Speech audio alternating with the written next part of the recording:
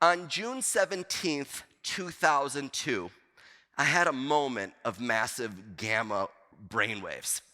I had a moment where my friend Ingrid, who's from Oostende, Belgium, she knew that I was questioning experiences of life and knowing that there was something that had to bring all these things that I'd studied together. There must be something. And she said to me these incredible words. She said, "Hey, Darren, do you know why you haven't come up with this big idea that you've been talking about?" I said, "Why, Ingrid?" And she said, "Because you're just too afraid. You're just too afraid of how powerful it will be." And as you've already noticed, when I'm passionate, I'm a pacer. So I'm a passionate pacer. And I was in my home, and I felt the crown of my head open up, and I entered a dimension, a realm that I had never been before.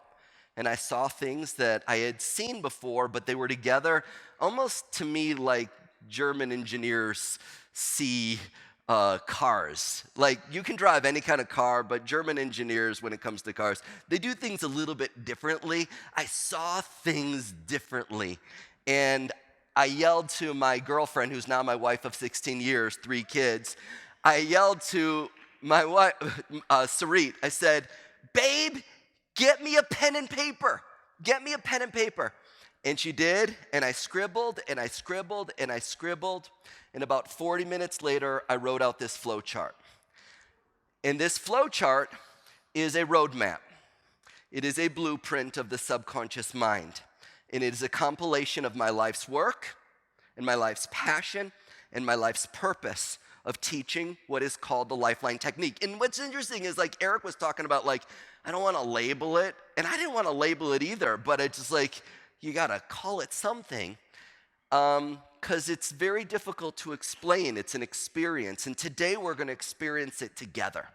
We're going to experience what it means to unzip the fabric of consciousness, jump on in, and reprogram the subconscious mind from our hearts. Instead of the memories that are looping and looping, I walk down the same street, there's a deep hole in the sidewalk, how to every day create a practice of a new street where you are living with authenticity and purpose and meaning that not only influences you in your life and your ability to love yourself, but when you love the most important person as you are right now, you can care for the people in your life that you love most.